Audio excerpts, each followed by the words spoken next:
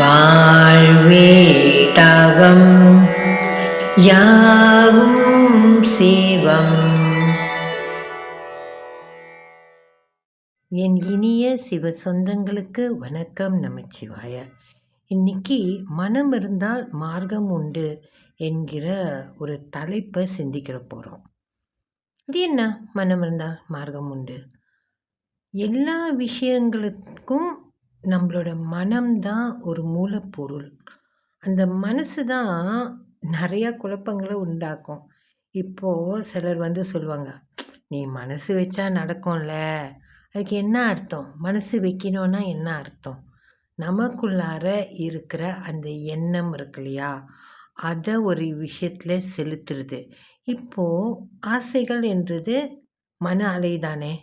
அப்போ அந்த ஆசை பின்னாடி நம்ம போனோமானா நமக்கு என்ன ஆகும்? நம்மளுக்கு நிம்மதி இருக்காது. இது ஆசை தான்.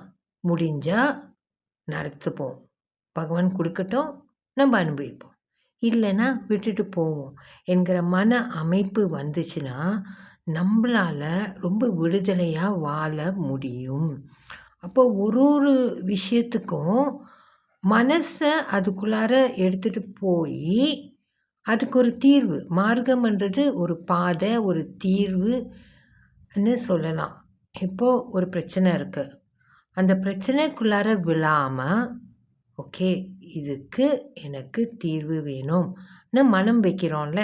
மனம்ன்றது இந்த இடத்துல எண்ணம் தான் மெயினாக.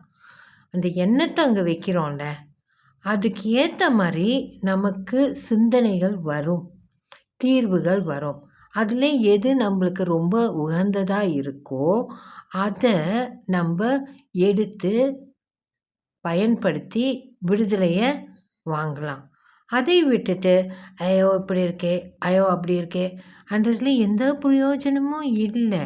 கண்டிப்பாக எண்ணத்தை வைக்கணும்.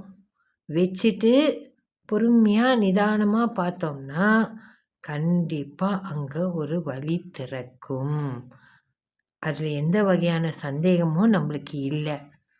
பாதைகள் இருக்குது, அதை நம்ம தேடி போகாமல் உக்காந்துக்கிட்டு ஐயோ அம்மா ஐயோ அப்பான்னு சொல்கிறது தான் நம்மளோட சிக்கலே. அதை விட்டு தள்ளிட்டு எம்பெருமான் என்னோட இருக்கான், கண்டிப்பாக இதுக்கு ஒரு வழி இருக்குன்னு ஒரு நல்ல ஒரு எப்படி சொல்கிறது, தில்லா தைரியமாக இயங்க தொடங்குவோம். ஏன்னா நம்மோடு இருக்கும் ஈசன் நம்மளை தொடர்ந்து வழி நடத்தி கொண்டே இருக்கின்றான். நன்றி. நமச்சிவாய.